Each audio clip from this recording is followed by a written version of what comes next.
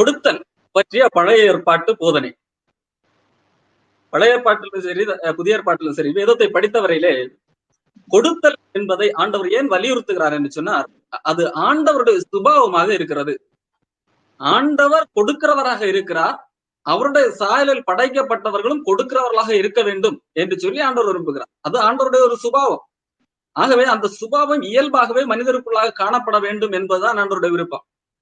ஆண்டவர் கொடுக்கிறதை பற்றி ஒரு போதனையாக ஆண்டவர் ஆதாமை படைத்தது முதல் மோசையின் காலம் வரை எங்கும் பேசவில்லை. நீ இதை கொடு என்று சொல்லி பேசவில்லை. ஆபிரகாம் இடத்திலே உன் மகனை கொடு என்று சோதிக்கிற இருக்கட்டும், மற்றபடி காணிக்கையாக இதை கொடு என்று சொல்லி ஒரு போதனையாக ஒரு சமுதாயத்துக்கு அப்படி எங்கும் அறிவிக்கவில்லை. ஆனாலும் அந்த காலங்களிலே கொடுத்திருக்கிறார்கள். யார்? ஆபேல் கொடுத்தான், காயின் கொடுத்தான். அதை காயினை அங்கீகரிக்கவில்லை. அதற்கான காரணத்தை சொல்கிறேன்.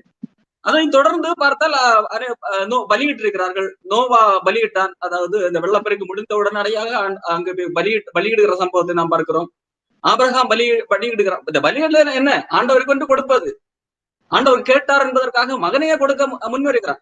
அப்போ அது இயல்பாக கொடுத்தார்கள். ஆபிரகாம் தசமபாகம் கொடுத்தான் என்று சொல்ல ஆபிரகாம் இடத்துல யாருமே கேட்கவில்லை. ஆபிரகாம் இடத்துல யாரும் கேட்கவில்லை.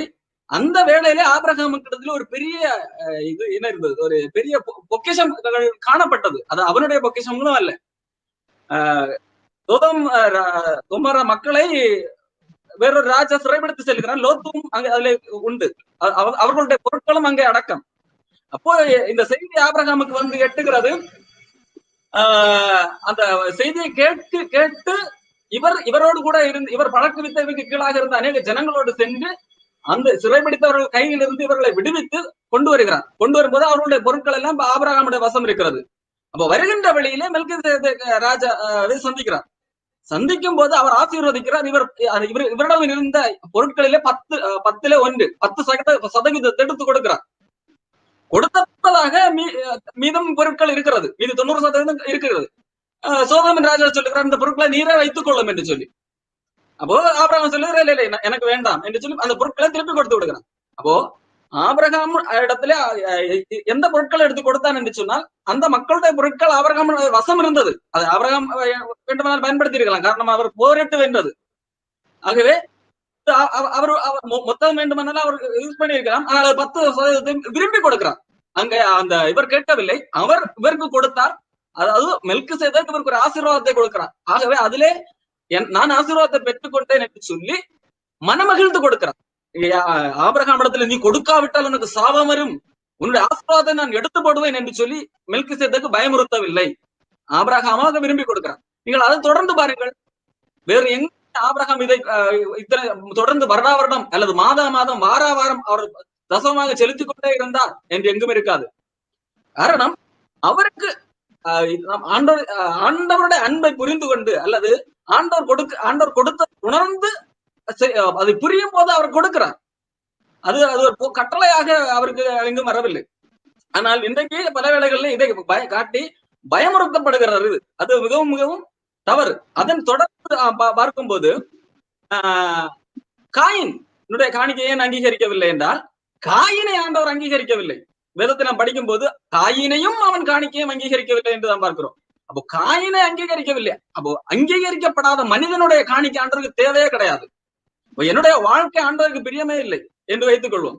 நான் இப்போது 10 ஒன்று இல்லை, 2 கொடுத்தாலும் ஆண்டவருக்கு அது தேவையில்லை.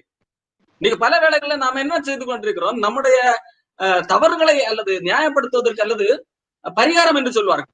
நாம் செய்த பாவத்துக்கு பிராயச்சித்தமாக இவ்வளவு காணிக்கை ஆண்டவருக்கு கொடுத்தால் போதும், ஆண்டவரை சாந்தி பண்ணி விடலாம் என்பதாக ஒரு எண்ணம் உண்டு. அது மிக மிக தவறு. ஆண்டவர் அதை அப்படி விரும்புகிறவர் அல்ல. சங்கீதம் ஏசாயா புஸ்தகத்திலே கூட ஆண்டவர் சொல்லுகிறார், இனி வீண் காணிக்கைகளை எனக்கு கொண்டு வர வேண்டாம்.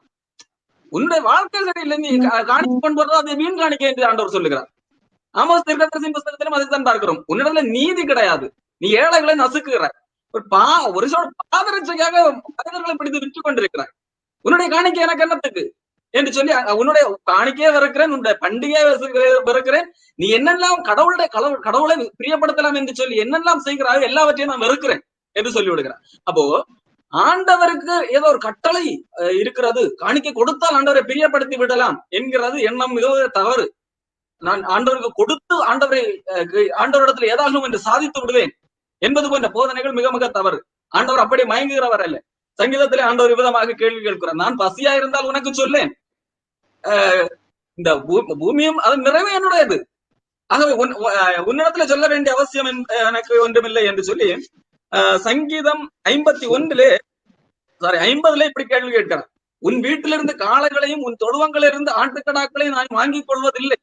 சகல காட்டு ஜீவன்களும் பர்வதங்கள் ஆயிரமாய் திரிகிற மிருகங்களும் என்னுடையவைகள். மலைகளில் பறவைகளை எல்லாம் அறிவேன். வெளியில் நடமாறுகளை எல்லாம் என்னுடையவைகள். நான் பசியா இருந்தால் உனக்கு சொல்லேன், பூமியும் அது நிறைவும் என்னுடையவைகளே என்று சொல்லி ஆண்டவர் அங்கே சொல்லுகிறார். அப்போ நாம் ஏதோ ஒன்றை கொடுத்து ஆண்டவரை பிரியப்படுத்தி விடலாம் என்று சொல்லி நாம் எண்ண வேண்டாம். அப்போ ஆண்டவர் அங்கே எதிர்பார்க்கிறது என்ன? நம்முடைய வாழ்க்கை சரியாக இருக்க வேண்டும். அந்த கொடுத்தல் என்கின்ற அந்த ஒரு மனப்பூர்வம் இருக்கிறதல்ல, ஆண்டவர் கொடுத்திருக்கிறார் எனக்கு, ஆகவே நானும் அவருடைய சுபாவம் உள்ளவனாக நானும் கொடுக்க வேண்டும் என்கின்ற உணர்வோடு கொடுக்கிறதே ஆண்டவர் விரும்புகிறார். ஆகவே தான் அந்த இஸ்ரவேல் ஜனங்கள் அழைத்து கொண்டு வரும்போது முதலாக ஆண்டவர் மோசே இடத்துல கேட்க சொல்லுகிறார். ஒரு பட்டியல் லிஸ்டை கொடுத்து, பொன், இளநூல், இப்படிப்பட்ட அநேக காரியங்கள், அதாவது ஆசரிப்பு கூடாரம் செய்ய வேண்டிய அதுக்கு ஏதுவான காரியங்கள். காரணம் 40 வருடம் வனாந்தரத்திலே தங்க இருக்கிறார்கள். 40 வருடம் அவர்கள் என்ன செய்வதில்லை, உழைத்து சாப்பிட போவதில்லை. ஆண்டவர் தான் அவர்களை போஷிக்க போகிறார். வானத்திலிருந்து மன்னாவை பொழிந்து போஷிக்க போகிறார். அவர்களுக்கு நிலம் இன்னும் கிடையாது. போகிற பரதேசிகளாக சஞ்சரிக்கிறார்கள் 40 வருஷம். அப்பொழுது அவர்களிடத்துல ஒரு பட்டியலை கொடுத்து கேட்கிறார். அந்த பட்டியலை பாருங்கள். அந்த பட்டியலில் உள்ள அத்தனை லிஸ்டும் அவர்களிடத்திலே ஆண்டவர் ஏற்கனவே கொடுத்தது. இஸ்ரவேல் ஜனங்கள் எகிப்திலிருந்து கிளம்பும் என்பதாக மோசே வழியாக அவர்களுக்கு ஒரு ஆலோசனை கொடுத்திருந்தார். நீங்கள் போய் எகிப்தியரிடத்திலே போய் கேட்டு வாங்குங்கள் என்று சொல்லி ஒரு கொடுத்திருப்பார். அவர்கள் கேட்டு வாங்குவார்கள். அவர்கள் அவ்வளவுதான் கடினமாக இருந்தவர்கள் கூட அவர் என்ன நினைத்து கொடுத்தார்கள். அது ஆண்டவருடைய ஏவுதலினால் கொடுத்தார்கள். இப்போ இவர்கள் வரும்போது திரளான பொன்னு நகைகளோடு வருகிறார்கள். இப்போ ஆண்டவர் தான் பொன் ஆபரணங்களை எல்லாம் கொடுத்திருக்கிறார். இப்போ இதுல இருந்து ஆண்டவர் கேட்கிறார். இப்போ இஸ்ரவேல் ஜனங்களிடத்திலே திரளான பொன் ஆபரணங்கள், நல்ல நல்ல நல்ல பொக்கிஷங்கள் இருக்கிறது. உணவு இல்லை, விவசாயம் அந்த மாதிரி காரியங்கள் இல்லை, ஆடு மாடுகள் எல்லாம் சில இருந்திருக்கலாம், அங்கிருந்து கொண்டு வந்திருக்கலாம். ஆனால் ஆண்டவர் அங்கே கேட்கிற காரியங்களை பாருங்கள். அவர்களிடத்துல என்ன இருக்கிறதோ அதுல இருந்து கேட்கிறார். கட்டாயப்படுத்தவில்லை. நீ இப்படி கொடுக்காவிட்டால் உனக்கு சாபத்தை போட்டுவேன் என்று கட்டாயப்படுத்தவே இல்லை. யாரெல்லாம் மனப்பூர்வமாய் கொடுக்கிறீர்களோ கொடுங்கள். அப்போ ஆண்டவர் ஏற்கனவே கொடுத்திருக்கிறார். நான் அதற்கு இப்பொழுது ஆண்டவரை தொழுது கொள்ளக்கூடிய ஒரு ஆசரிப்பு கூட கட்ட வேண்டும். அப்போ அதுல என்னுடைய பங்களிப்பு என்ன என்பதை மக்களாகவே முடிவு செய்து கொடுக்கக்கூடிய சூழ்நிலை ஆண்டவராக உருவாக்குகிறார். அப்போ யாரெல்லாம் அந்த இடத்துல ஒரு தகுதி இல்லாத இருந்த எனக்கு இவ்வளவு பொன்களை ஆண்டவர் எனக்கு கொடுத்திருக்கிறார். எகிப்திலிருந்து வரும்போது திரளான பொன்னை எனக்கு கொடுத்திருக்கார். ஒரு காலத்துல அடிமையாக இருந்து இப்பொழுது என்னிடத்துல திரளான பொன் இருக்கிறது. இப்பொழுது ஆண்டவருடைய காரியமாக வேலை நடைபெற இருக்கிறது. இப்போ என்னுடைய சுபாவம் எப்படி வெளிப்பட போகிறது என்பதை உணர்ந்த மக்கள் தாங்களாக கொடுத்தார்கள். அவர்களிடத்தில் இருந்ததை கொடுத்தார்கள். அதாவது அவர்களிடத்தில் விவசாய பொருள்கள் இல்லை, ஆகவே அவர்கள் அதை கொடுக்கவில்லை. இப்பொழுது அவர்களிடத்தில் என்ன பொன் இருக்கிறது, பொன்னை தாராளமாக கொடுத்தார்கள். இளநூல் இருக்கிறது, அதை கொடுத்தார்கள். அப்போ அந்த வேலைக்கு தேவையானதை கொடுத்து என்ன இருக்கிறதோ அதுல இருந்து ஆண்டவர் கொடுக்க விரும்புகிறார். கட்டாயப்படுத்தி இல்லாததை நீ கடன் வாங்கி எல்லாம் கொடு, இன்னைக்கு சில கடன் வாங்கி தசமாக கொடு என்று கேட்கிறவர்கள் எல்லாம் இருப்பதாக நான் கேள்விப்பட்டிருக்கிறேன். வரதட்சணை வாங்கி தசமாக கொடு, என்ன இது? அதாவது அநியாயமா சம்பாதிக்கிறதிலும் தசமாக கேட்கிறார்கள். அல்ல, ஆண்டவர் அவர்களுக்கு எதை கொடுக்கிறாரோ அதுல இருந்து அவர் நன்றியாக ஆண்டவருக்கு கொடுக்க வேண்டும் என்று விரும்புகிறார். தொடர்ந்து பாருங்கள், அந்த தசமபாகம் என்று வருகிற இடத்துல கூட ஆண்டவர் லேவியர்களுக்கு பங்கில்லை, சுதந்திரம் இல்லை. மற்ற 11 கோத்திரத்துக்கும் ஆண்டவர் நிலங்களை பங்கிட்டு கொடுக்கிறார். அவர்களுக்கு விவசாயம் செய்து கொள்ளலாம். அதாவது 40 வருடங்கள் அவர் விவசாயம் செய்யல. அதை 40 வருடங்கள் ஆண்டவர் தசமபாகம் கேட்கவில்லை. நீ போய் விவசாயம் செய்கிற இடத்துலதான் அவர்களுக்கு அங்க இடத்துல அங்க தசமபாகம் ஆரம்பிக்கிறது. அப்போ அங்க போய் நிலத்தை பயிரிட்டு அங்கே ஆடு மாடுகள் எல்லாம் வளர்த்து அதில் உள்ளவைகள் அதுல இருந்து அந்த காரியங்களை சொல்லுகிறார். காரணம், லேவியருக்கு இனி என்ன இல்லை, அவர்களுக்கு இந்த விவசாய நிலம் அப்படியெல்லாம் கிடையாது. அவர்கள் ஆண்டவருக்கு என்று பிரித்தெடுக்கப்பட்டவர்கள். அப்போ 11 கோத்திரத்துக்கு வேலை இருக்கிறது அல்லது உழைப்பு நிலங்கள் இருக்கிறது. அவர்கள் பயிரிட்டால் வைத்து சாப்பிடுவதற்கு திரளான பொக்கிஷங்கள் இருக்கிறது. இப்போ இங்க என்னது, ஒரு கூட்டம் ஜனங்கள் ஆண்டவருக்கு என்று வேலை செய்வார். அவர்களால் வேறு வேலைகளிலே பிரயத்தனம் பண்ண முடியாது. அவர்கள் ஆண்டவருக்காக மனிதர்களுக்காக ஆண்டவரிடத்துல நிற்கிறவர்கள். மனிதர்கள் பலி செலுத்த வந்தால் அதை செய்ய வேண்டும், வெட்ட வேண்டும். ஆனால் அவர்களுடைய உடல் உழைப்பு எல்லாம் பயங்கரமாக நாம் வேதத்துல படித்து விடுகிறோம். இவர் லேவியர்கள் சாதாரண படித்து விடுகிறோம். பலி என்பது அவ்வளவு பலிகள் வரும். அதையெல்லாம் அதை வெட்டி அதை செய்ய வேண்டிய காரியங்கள் அது ஏராளம். நம்ம சில சிந்திக்க முடியாத காரியம். அப்படிப்பட்ட வேலை செய்கிறவர்களுக்கு இப்ப இவர்கள் கொடுக்கிறார்கள். அப்போ அது அங்கே ஒரு சமத்துவம். வேதத்திலே 2 கொரிந்தியர் புத்தகத்திலே 8ஆம் அதிகாரத்திலே பவுல் ஒரு காரியத்தை உண்டாக்கி சொல்லுகிறார். சமநிலை பிரமாணம். ஏதோ புதிய ஏற்பாட்டில தான் படிப்பதாக எண்ணிவிட வேண்டாம். ஆண்டவர் பழைய ஏற்பாட்டில் அந்த சமநிலை பிரமாணத்தின்படிதான் அந்த தசமபாகத்தை நியமிக்கிறார். அப்போ இருக்கிறவர்கள் இல்லாதவர்களுக்கு கொடுக்க வேண்டும். இருக்கிறவர்கள் இல்லாதவர்களுக்கு அந்த அந்த ஈக்குவாலிட்டி, அதாவது உயர்ந்தவன் தாழ்ந்தவன் வேறுபாடை ஆண்டவர் வெறுக்க. உனக்கு இல்லாத இருந்தது, நான் உனக்கு கொடுத்து விட்டேன், நீ இப்பொழுது உன்னிடத்துல இருக்கிறதை இல்லாதவர்களுக்கு கொடு. இதுதான். இன்னொரு காரியம் கூட சொல்ல இந்த முதல் முறை முடிக்கிறேன். நாம் பல வேளைகளில் இப்படி சொல்வார்கள், கர்த்தருக்கு கொடுக்கிறது மாத்திரம்தான் நாம் கர்த்தரை கனம் பண்ணுவது, ஏழைகளுக்கு கொடுப்பது என்பது அது ஒரு ஆண்டவருக்கு கடன் கொடுப்பது போல, அல்லது அது கொஞ்சம் சற்று கீழே என்பது போல. அப்படி அல்ல. கொடுத்தல் என்பதிலே ஆண்டவர் பொதுவாக எல்லாவற்றையும் ஈக்குவலாக தான் பார்க்கிறார். நீதிமொழிகள்ல வேண்டுமானால் ஒரு வசனத்தை படிக்கலாம்.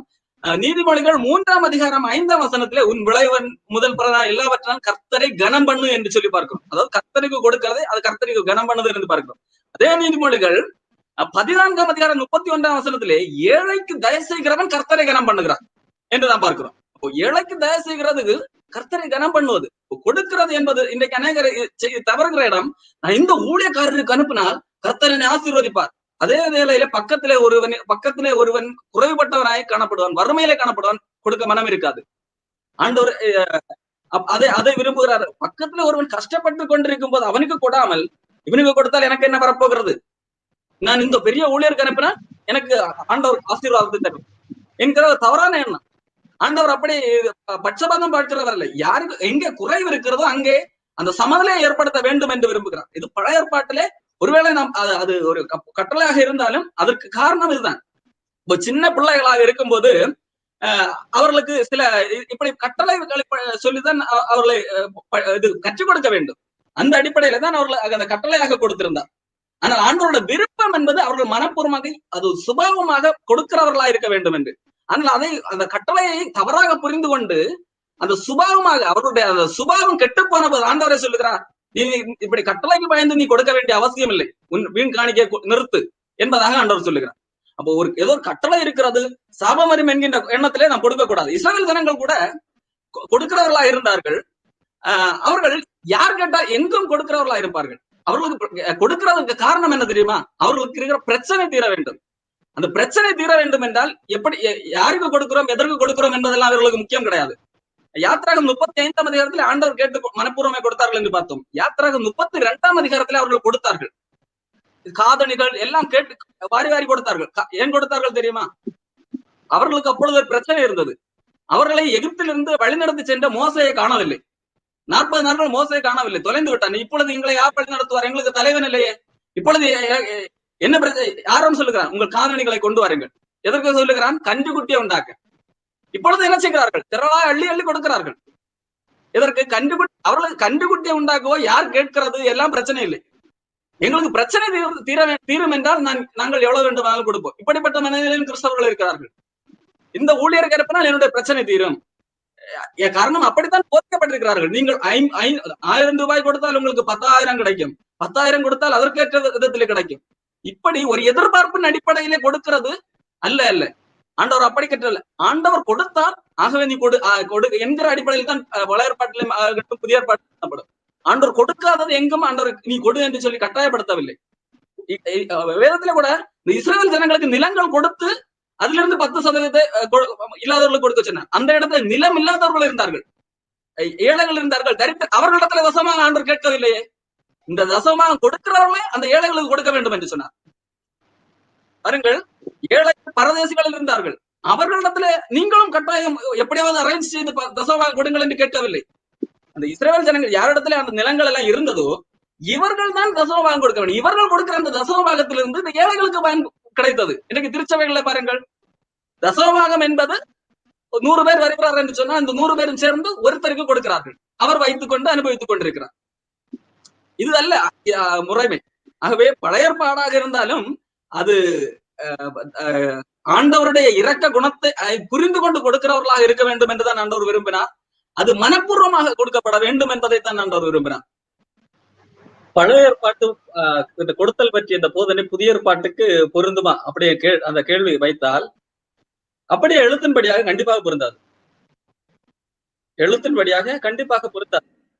இந்த கொடுத்தல் பற்றிய போதனை அல்ல, அநேக போதனைகள் எழுத்தின்படியாக பொருந்தாது. பழைய ஏற்பாட்டை எப்போதுமே அது ஒரு நிழலாகத்தான் பார்க்க வேண்டும். புதிய ஏற்பாட்டின் வெளிச்சத்தில் பழைய ஏற்பாட்டை பார்க்க வேண்டும்.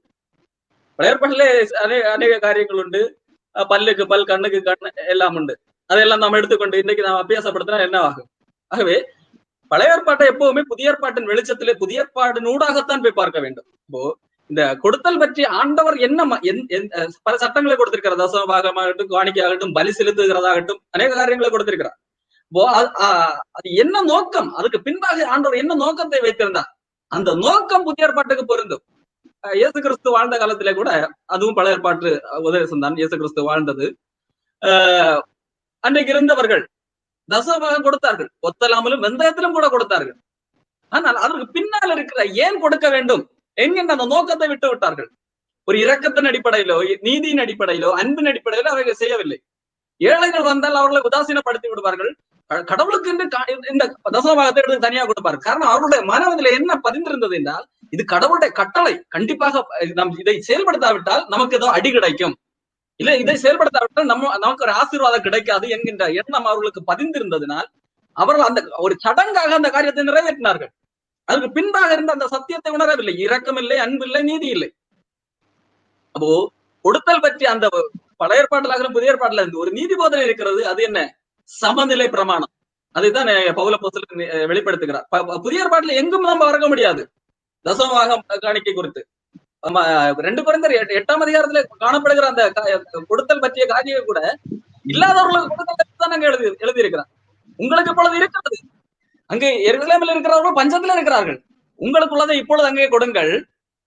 உங்களுக்கு இப்பொழுது இருக்கிறது, உங்களுக்கு இல்லாத போது அவர்கள் உங்களுக்கு கொடுப்பார்கள் என்கின்ற அந்த காரியத்தை பவுலுக்கு எழுதுகிறார். உங்களுக்கு இப்பொழுது இருக்கிறது, நீங்கள் இப்பொழுது கொடுங்கள், உங்களுக்கு இல்லாத போது அவர்கள் கொடுப்பார்கள். இப்படி இதுதான் சமநிலை பிரமாணம் என்று எழுதுகிறார். அப்போ உங்களுக்கு இல்லாததன்படி அல்ல, இருக்கிறதன்படி கொடுங்கள் என்று அங்க எழுதுகிறார். அப்போ இதை கொடுத்தல் பற்றிய போதனை இன்னைக்கு நம் பல வேளைகள் அந்த சட்டத்தை அப்படியே எழுத்தின்படியாக பிடித்துக் கொண்டு அது ஒரு சடங்காக இது கண்டிப்பாக செலுத்து, இல்ல செலுத்தினால் உனக்கு கடவுள் ஆசீர்வதிப்பார். மல்கியா தீர்க்கதரிசியின் புஸ்தகத்திலே உள்ள அந்த காரியம் கூட அநேக நாள் தவறாக புரிந்து கொள்ளப்பட்டிருக்கு. அந்த இடத்துல ஆண்டவர் பயன்படுத்துகிற வார்த்தை கோபத்தில் பயன்படுத்துகிற வார்த்தை. அது சில வேளைகளை நாம் சின்ன பிள்ளைகளிடத்துல சொல்லுவோம் தெரியும், நமக்கு நம்ம ஏதாவது அடம்பிடிப்பார்கள், நாம் வேண்டாம் என்று சொல்லுவோம். 2-3 முறை சொல்லி பார்ப்போம், நாம் அடுத்து பின்னும் அடம்பிடித்தல் வேண்டாம் என்று சொல்லுவோம். சரி போய் செய்து பாரு என்று கோபத்திலே சொல்லுவோம். அதே போல ஆண்டவர் அங்கே கோபத்திலே சொல்லுகிற வார்த்தை. உதாரணத்துக்கு இதே போல இன்னொரு இடத்துல சொல்லுகிறார். பிலேயாம் என்கிற மனிதனிடத்திலே பாலாக் என்கிறவன் இஸ்ரவேல் ஜனங்களை சபிக்கும்படியாக ஆள் அனுப்புகிறார். அவன் முதலாவதாக ஆண்டவரத்திலே கேட்கிறான், ஆண்டவர் போகாத என்று சொல்லுகிறார். மறுபடியும் ஆண்டவரத்திலே போய் கேட்கும் போது ஆண்டவர் சொல்லுகிறார், சரி போ என்று சொல்லுகிறார். அதாவது கோபத்திலே சொல்லுகிறார். சரி நீ இவ்வளவு நான் சொன்னதை கேட்கவில்லை, சரி போ. அப்படி என்றால் போய்விடலாமா என்றால் போகக்கூடாது. இங்க ஆண்டவர் என்ன சோதித்து பாரு என்று சொன்னால் ஆண்டவர் சோதிக்கலாமா? சோதிக்க கூடாது. கர்த்தராய் பரிச்சை பாராதிருப்பாக என்று எழுதப்பட்டிருந்தால் அந்த வார்த்தை மாறாது. அது ஏன் சொன்னார்? கோபத்திலே சொன்னார். அவர்களுடைய மனதிலே முற்றிலுமாக சுயநலமாக காணப்பட்டது. அந்த இடத்துல பாருங்கள், லேவியர்கள் கஷ்டப்படுகிறார்கள், அவர்கள் ஒழுங்காக வேலை செய்யவில்லை. ஆண்டவர் இந்த மல்கியாவில் கூட ஆண்டவர் அந்த கேள்வி கேட்கிறார், உங்களுடைய எவன் கூலி இல்லாமல் தேவாலயத்தின் கதவுகளை திறப்பான் என்று சொல்லி. ஆசிரியர்கள் ஒழுங்காக வேலை செய்யவில்லை, லேவியர்கள் ஒழுங்காக வேலை செய்யவில்லை. காரணம் அவங்களுக்கு கூலி கிடைக்கவில்லை.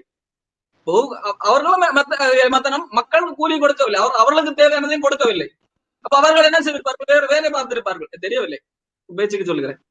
அப்போ மக்கள் மத்தனமாக இருக்கிறார்கள். அப்போ அங்கே ஒரு கூட்டம் பாதிக்கப்படுகிறது, லேவியர்கள் பாதிக்கப்படுகிறார்கள். அப்போ அங்கே அந்த இவர்களிடத்தில் அந்த அன்பும் இல்லை, இவர்கள் தங்களுக்கு இருக்கிறதை வைத்து தாங்கள் அனுபவித்துக் கொண்டிருக்கிறார்கள். இப்பொழுது ஆண்டவர் சொல்லுகிறார், நீ வஞ்சித்துக் கொண்டிருக்கிறாய், நீ ஒரு கோபத்திலே நீ இப்படியாக கொடுத்து பார், நான் ஆசீர்வாதி உனக்கு தருவேனே இல்லையானு பார் என்று சொல்லி கோபத்திலே சொல்லுகிற வார்த்தை. அதை நாம் இன்றைக்கு பிடித்துக் கொண்டு நீ ஆண்டவரை சோதி என்று சொல்லி பிரசங்கித்துக் கொண்டிருக்கிறோம். அதற்கு முன்பாக ஒரு வசனம் ஒன்று இருக்கு, அந்த மல்கியா 3ஆம் அதிகாரம். அதுக்கு முன்பதாக 3-4 வசனங்களை நான் வாசிக்கிறேன். 4ஆம் வசனத்திலிருந்து 3ல இருந்து வாசிக்கிறேன். அவர் உட்கார்ந்து வெள்ளியை புடமிட்டு சுத்திகரித்துக் கொண்டிருப்பார். அவர் லேவியின் புத்திரரை சுத்திகரித்து அவர்கள் கர்த்தருடையவர்களாக இருக்கும்படி நீதியாய் காணிக்கை செலுத்தும்படிக்கும் அவர்களை பொன்னை போலவும் வெள்ளியை போலவும் புடமிடுவார். நீதியாய் செலுத்தும்படிக்கு ஆண்டவர் முதலாவது சுத்திகரிப்பை உண்டாக்குகிறார். முதலாவது ஆண்டவர் சுத்திகரிக்கிறார். சுத்திகரித்த பின்பதாக ஆட்டோமேட்டிக்கா அவர்கள் நீதியாய் செயல்படுத்துவார்கள், நீதியாய் காணிக்கை செலுத்துவார்கள். இதுதான் ஆண்டவருடைய விருப்பம். இப்ப இன்னைக்கு நீ கொடுத்தால் நீ கொடுத்துப்பார், ஆண்டவர் உன்னை ஆசீர்வதிப்பார் அப்படி என்று சொல்ல வேண்டியது. ஆண்டவருடைய அன்பு, ஆண்டவருடைய இரக்கம் போதித்து அவர்களை சுத்திகரிக்க வேண்டும். பாவத்திலிருந்து கிறிஸ்தவர்கள் என்று சொல்லுகிறவர்கள் அதிகம் பாவத்திலே விழுந்து கிடக்கிறார்கள். அந்த பாவத்திலிருந்து மீட்டு தேவனுடைய அன்பை அவர்களுக்கு விளங்கப்படினால் அந்த அன்பு நிமித்தம் அவர்கள் இயல்பாக கொடுக்கிறவர்களாக மாறுவார்கள். நம்ம கொடுத்தால் உனக்கு ஆசீர்வாதம் ஆசீர்வாதம் என்று சொல்லுகிறார்கள். புதிய ஏற்பாட்டில் ஒருவராந்து கூட அந்த ஆசீர்வாதத்தை பெற்றவர்கள் அல்ல. தேவனுக்காக இழந்து பூமியிலே அதை பல மடங்காக பெற்றவர்கள் ஒருவரை கூட காண்பிக்க முடியாது. பேதுரு எல்லாவற்றையும் ஆண்டவருக்காக விட்டார், கொடுத்தார். பேதுரு பல மடங்காக திரும்பி பெற்றாரா? அவர் மீன் போட்டோட எல்லா தகப்பனையும் விட்டு ஆண்டவருக்கு என்று வந்து விட்டார். இன்றைக்கு போதிக்கிறவர்கள் சொல்லுகிறபடி பார்த்தால் என்ன கிடைக்க வேண்டும்? பேதுருக்கு பல மடங்கு போட்டு கிடைத்திருக்க வேண்டும். கிடைத்ததா? இல்லை. பவுல் எல்லாவற்றையும் விட்டு ஆண்டவரை எல்லாவற்றையும் நஷ்டம் குப்பையும் என்று வந்து விடுகிறேன் என்று சொல்லி எல்லாவற்றையும் கொடுத்து விட்டு வருகிறார். அவருக்கு பல மடங்காக ஆப்தி ஏதாவது கிடைத்ததா? இல்லை. புதிய ஏற்பாட்டு போதனை என்பதே ஆண்டவருடைய அன்பை நாம் புரிந்து கொள்ள. ஆண்டவர் தன்னையே கொடுத்திருக்கிறார். ஆண்டவர் இயேசு கிறிஸ்து தன்னையே கொடுத்திருக்கிறார். அப்போ இதை காட்டிலும் மேலான ஒன்று எனக்கு யாரும் கொடுக்க முடியாது. அப்ப அவரை கொடுத்ததான் மிகவும் மேலானது. அதனுடைய வேல்யூ நமக்கு தெரியாததுனால்தான் இன்னைக்கு உலக காரியங்களுக்காக நான் கொடுக்கிறேன், இன்னும் பல மடங்கு பெற்றுக் கொள்கிறேன் என்ற எண்ணம் விதைக்கப்படுகிறது. அல்ல, அந்த எண்ணத்துக்காக நாம் கொடுக்கிறவர்களா இருக்கிறோம். அப்போ ஆண்டவர் எனக்காக எல்லாவற்றையும் கொடுத்திருக்கிறார். அவருக்காக என்னை அர்ப்பணிக்கிறேன். இப்ப என்னையே கொடுத்தால் எனக்குள்ள எல்லாமே ஆண்டவருக்கு தானே. இப்ப என்னை கொடுக்கிறேன் என்று சொன்னால் எனக்குள்ள எல்லாமே ஆண்டவருக்கு தான். அந்த எண்ணத்தில் கொடுக்கிறவர்களா இருக்க. நீங்க இதுதான் புதிய ஏற்பாட்டு சிந்தனை. பழைய ஏற்பாட்டு போதனை என்பதை அப்படியே எடுத்துக்கொண்டுதான் தசமமாக கொடுக்கிறேன், காணிக்கை கொடுக்கிறேன் என்று சொல்லி, அல்லது அதை கேட்கிறேன் என்று சொல்லி கட்டாயப்படுத்தவோ ஆசை வார்த்தை கூடியோ வாங்கக்கூடாது. அவர்களுக்கு தேவ அன்பை விளங்க பண்ணி அவர்களுக்கு அந்த தேவ அன்பை அவர்களை விளங்க பண்ண வேண்டியதுதான் பொறுப்பு. அந்த அன்பு நிமித்தம் அவர்கள் அன்பை விளங்கி கொண்டார்கள் என்று அர்த்தம். இல்லை என்றால் அவர்கள் இன்னும் அன்பை விளங்க வேண்டி இருக்கிறது என்று அர்த்தம். இதுதான் புதிய ஏற்பாட்டில் நாம் கற்றுக்கொள்கிற அந்த காரியம். அன்பு நிமித்தம் ஆண்டவரே கொடுத்து தன்னை தந்திருக்கிறார். என்னை நான் கொடுக்கிறேன், என்னை கொடுத்தால் எனக்குள்ள எல்லாவற்றையும் ஆண்டவருக்கு தானே. அந்த எண்ணத்தின் அடிப்படையில் கொடுக்கிறவர்களா இருக்க வேண்டும்.